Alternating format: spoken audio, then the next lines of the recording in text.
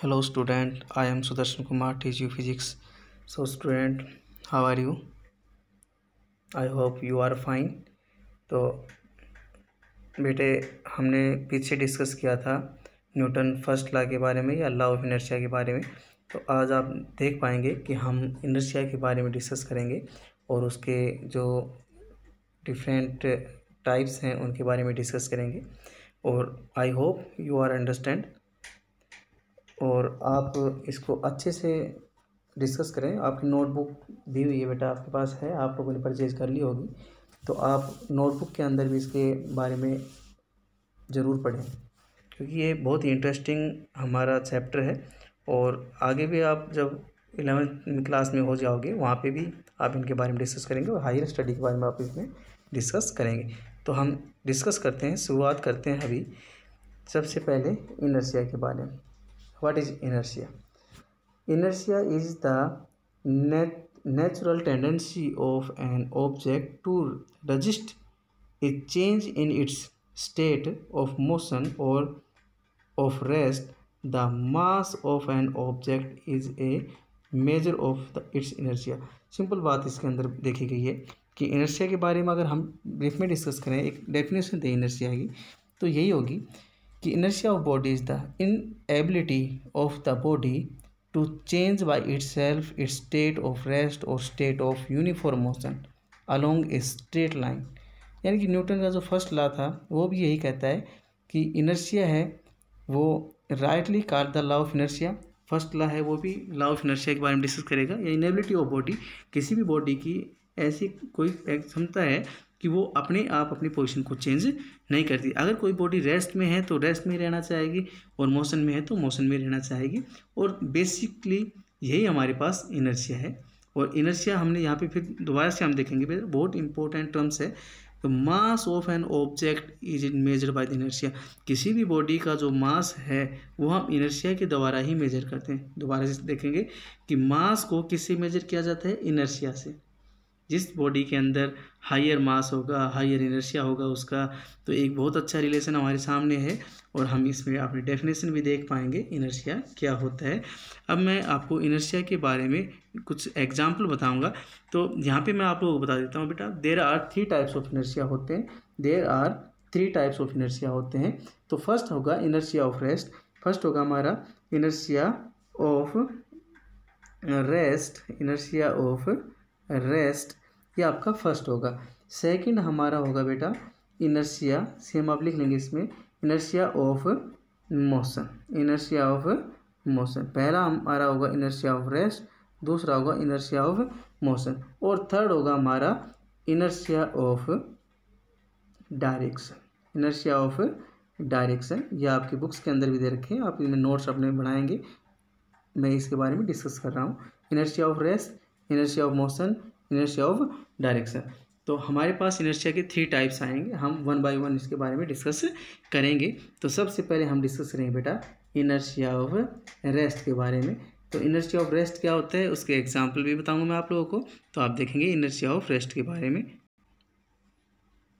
तो बेटा आप यहाँ पे एक एग्जाम्पल देख रहे हो। सबसे पहले मैं डिस्कस कर रहा था इनर्शिया ऑफ रेस्ट के बारे में। Inertia of rest, inertia of rest. Inertia of rest क्या होता है पहले मैं डेफिनेशन बता देता हूँ आप लोगों को। डेफिनेशन बताने के बाद आप लोग एग्जांपल बताऊंगा आप लोगों को। तो देखिए इनर्शिया ऑफ रेस्ट क्या होता है बेटा, the body at rest remain at rest and can not start moving on it's on. यानी बॉडी अगर रेस्ट में है तो रेस्ट में रहेगी, अपने आप वो मोशन में नहीं आएगी और वो कोशिश करेगी कि रेस्ट में रहने की। ठीक है, या हम इसको कह सकते हैं बेटा it is the inability of a body to change by itself its state of rest. यानी कि किसी भी बॉडी की वो इनएबिलिटी कि अगर वो रेस्ट में है तो वो अपने रेस्ट में रहेगी, वो चेंज करने की कोशिश ना करे। It is the inability of body to change by itself its state of rest. अपनी रेस्ट की कंडीशन को चेंज करने की इनएबिलिटी को ही हम इसको क्या कहेंगे, इनर्शिया ऑफ रेस्ट। तो ये हमारे पास रहेगा इनर्शिया ऑफ रेस्ट। आप अपनी बुक्स के अंदर इसकी डेफिनेशन देखेंगे। अब मैं इसका एग्जांपल बता देता हूँ आप लोगों को कि एग्जांपल दे रखा है आप लोगों के सामने। एग्जांपल आप लोगों को एक हॉर्स दिखाई दे रहा है, एक राइडर दिखाई दे रहा है। इसमें हम इस प्रकार से इसका एग्जांपल ले सकते हैं। इसमें दे रखा है when a horse suddenly start running the rider fall backward. अगर कोई हॉर्स है वो सडनली स्टार्ट हो जाए, अचानक से वो रनिंग करने लग जाए, तो जो राइडर है वो बैकवर्ड डायरेक्शन में गिरता है। वो बैकवर्ड डायरेक्शन में क्यों गिरता है, इसकी कंडीशन आप रीजन इसमें देख लीजिए कि जो ही जो हॉर्स है वो स्टार्ट होता है तो राइडर है उसका लोअर पार्ट है, राइडर जो हॉर्स के कांटेक्ट में होता है, जो बैठा हुआ है, ठीक है, वो पार्ट तो एक अचानक से मोशन में आ गया, बट उसका अपर पार्ट है, जो शरीर है, धड़ है, वो रेस्ट में ही रहने की कोशिश करेगा। और जब रेस्ट में रहने की कोशिश करेगा, घोड़ा आगे निकल गया, उसके साथ साथ लोअर पार्ट उसका आगे जाने की कोशिश करेगा, और जो अपर पार्ट है वो वहीं रहने की कोशिश करेगा, और सडनली जो राइडर है वो बैकवर्ड गिर जाएगा। इसी प्रकार से आप कॉमन आप एग्जाम्पल ले लीजिए। मान लो आप बस के अंदर हैं और बस के अंदर ट्रैवल करने की कोशिश करेंगे। मान लो ट्रैवल करने के लिए आप बस के अंदर बैठे और अचानक से बस मूव करने लगी, अचानक से बस मूव कर रही है, तो मान लो आप खड़े हुए हो तो अचानक से पीछे की तरफ गिर जाओगे।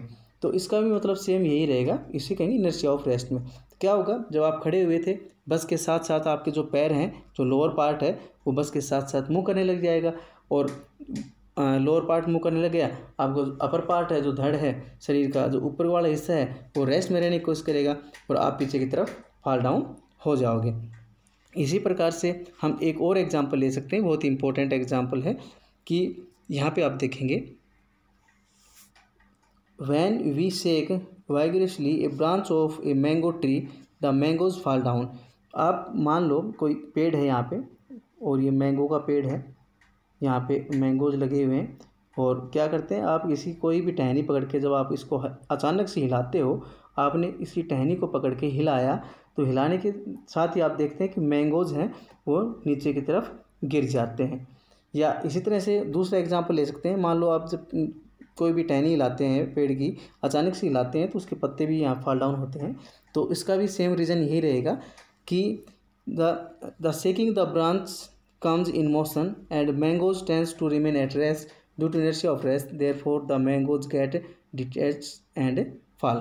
इसका सेम रीज़न यही है कि जो आपने टहनी को हिलाया, टहनी को हिलाते ही टहनी तो हिल जाएगी, मूव करने लग जाएगी, पर मैंगोज हैं उसके टहनी के ऊपर, जो मैंगोज लगे हुए हैं, जो फल लगा हुआ है, या आपके पास जो आम लगे हुए हैं, वो क्या करेंगे, अपनी उसी पोजीशन में रहने की कोशिश करेंगे, और उसी कंडीशन के लिए जब उसी कोशिश में रहेंगे तो क्या होंगे, नीचे की तरफ गिर जाएंगे।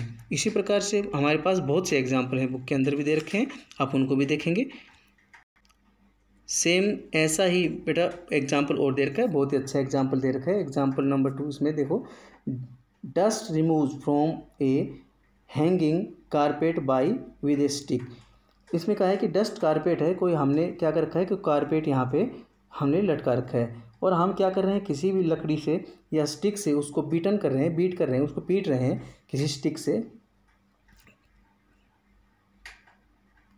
जब आप इसको पीट रहे हैं तो डस्ट पार्टिकल बाहर आ रहे हैं, इसके अंदर से डस्ट पार्टिकल बाहर आ रहे हैं। ऐसा क्यों होता है, आप अपने डेली लाइफ के अंदर भी देखते होगे, जब आप क्या करते हो कि आपके पास ब्लैंकेट होते हैं, और उनको आप क्या करते हो, जब उनको शेकिंग करते हो, उनको झटकाते हो या इनको हिलाते हो, तो डस्ट पार्टिकल बाहर आते हैं। ऐसा क्यों, आपने कभी महसूस किया है? तो आप इसका एग्जांपल यहाँ देखें, यह है आपका इनर्शिया ऑफ रेस्ट। क्योंकि जो ही आप देखेंगे कि यहाँ पे हमने किसी कारपेट को या किसी भी ब्लैंकेट को यहाँ पे लटका दिया, और जब हम क्या करते हैं, यहाँ स्टिक करते ही क्या होगा कि कारपेट मूव करेगा, बट डस्ट पार्टिकल वो वहीं रहेंगे, और वहीं रहेंगे तो वो अपनी जगह को छोड़ देंगे, क्योंकि वो रेस्ट में है डस्ट पार्टिकल, तो रेस्ट में रहने की कोशिश करेंगे। तो ये आपका सेकंड एग्जाम्पल है, और मैंने और भी एग्जाम्पल आपको बहुत से बताए हैं। इस प्रकार से आप बहुत से एग्जाम्पल इसमें देख सकते हैं। तो बेटा आज हम इसमें इतना ही करेंगे, आगे हम डिस्कस करेंगे जो आपका रहेगा inertia of motion, inertia of direction के बारे में। आई होप आपको समझ में आया होगा, और आप अपने घर पे रहें, सेफ रहें, और अपने समय का सदुपयोग करें, और जो भी काम दिया जाता है उसको टाइम पे करें। धन्यवाद।